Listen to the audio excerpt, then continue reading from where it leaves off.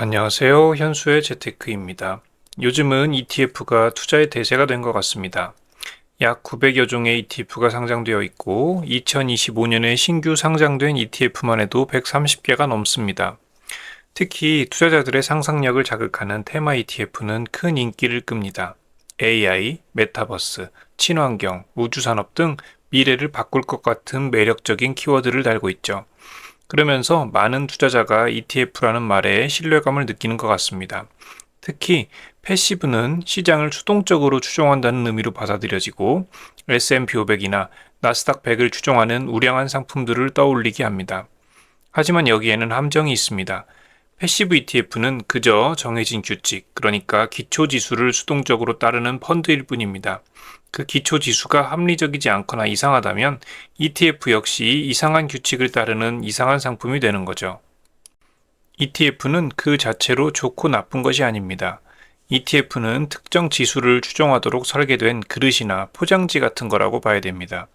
그래서 S&P 500 지수나 나스닥 100 지수 같은 우량한 내용물을 담으면 VO나 스파이, QQQ 같은 훌륭한 패시브 ETF가 됩니다. 하지만 근본 없는 이상한 지수를 추종하는 의심스러운 내용물을 담고 있는 ETF는 역시 이상한 상품이 됩니다. 문제는 수많은 테마 ETF가 후자에 속할 수 있다는 점입니다. ETF의 저주라는 말이 있습니다. 특정 테마 ETF가 새로 시장에 출시되면 그 테마의 고점 신호라는 거죠. 공중파 방송에 나오기 시작하면 밈이 사망 선고를 받았다는 이야기와 비슷합니다.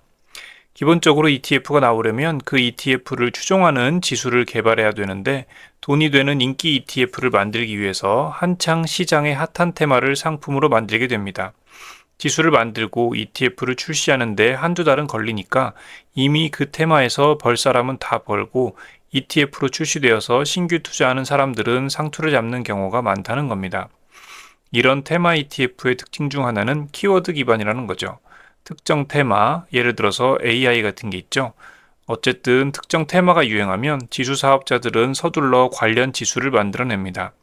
지수를 만들 때 기업의 재무 건정성이나 성장성이 아닌 사업 보고서나 뉴스 기사에 AI라는 단어가 몇 번 등장했는가와 같은 키워드 빈도수를 기준으로 종목을 편입합니다.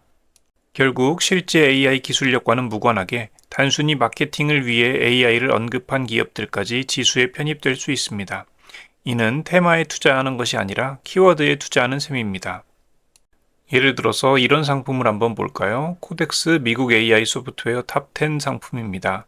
이 상품은 iSelect 미국 AI 소프트웨어 탑 10 지수라는 지수를 추종합니다. iSelect는 NH투자증권에서 만들어서 발표하는 지수의 브랜드명입니다. 상품 설명서를 보면 어떻게 만들어지는 지수인지 확인할 수 있습니다. AI 소프트웨어 키워드를 선정해서 지수위원회의 검토를 통해 해당 산업과 관련성이 낮은 키워드는 제외, 선별된 키워드를 기준으로 공시자료, 뉴스 기사를 기초 데이터로 활용하여 키워드 점수와 모형에 적용, 키워드 중요도에 따른 스코어링 차별화를 위해 키워드 간 상이한 점수 및 상한 할당 가능하며 문서 중요도에 따른 스코어링 차별화를 위해 문서별 표준화하여 문서 중요 비중으로 곱한 값을 산출, 1차 유니버스 내 편입 종목 중 상위 스코어 10개 종목을 최종 편입 종목으로 선정. 복잡하게 써 있지만 결국 AI 소프트웨어와 관련된 키워드를 선정해서 공시자료, 뉴스 기사에서 해당 키워드가 많이 나오는 종목 10개를 골랐다는 거죠. 나름대로 정량화를 한 거긴 하지만 뉴스나 공시자료에 관련 키워드가 많이 언급되는 종목이 앞으로 주가가 오른다는 보장은 없습니다. 재무제표 분석으로 기업의 펀더멘탈을 분석하고 이 회사는 안정적인 재정과 현금 흐름을 가지고 있고 매출과 영업이익이 성장세를 유지하고 있으니까 앞으로도 돈을 잘 벌어서 주가가 오를 거야 라는 논리와 이 회사는 뉴스에 많이 나왔으니까 사업 보고서에 AI 관련 사업한다고 써놨으니까 주가가 오를 거야 라는 논리를 비교해 보세요. 주가가 논리로 움직이는 영역은 아닐 수 있지만 투자하기 전에 내 논리가 확실하지 않으면 투자를 유지하기가 어렵습니다. 또 다른 형태의 지수도 있습니다. 예를 들어서 에이스 엔비디아 채권 혼합 ETF 같은 상품을 보면 블룸버그 블렌디드 엔비디아 앤 코리아 본드 인덱스라는 지수를 추종합니다. 지수 이름만 보면 뭔가 멋진 것 같지만 실제는 엔비디아 단일 종목 30%에 한국 채권 70%를 섞은 상품일 뿐입니다. 이런 이상한 상품이 출시되는 근본적인 원인은 퇴직연금의 위험자산 투자 제한 때문입니다. 그렇지만 이런 맥락을 이해하지 못하는 투자자는 ETF니까 뭔가 안정적일 것 같고 투자 전략을 따라가는 것 같은 느낌을 받을 수도 있습니다.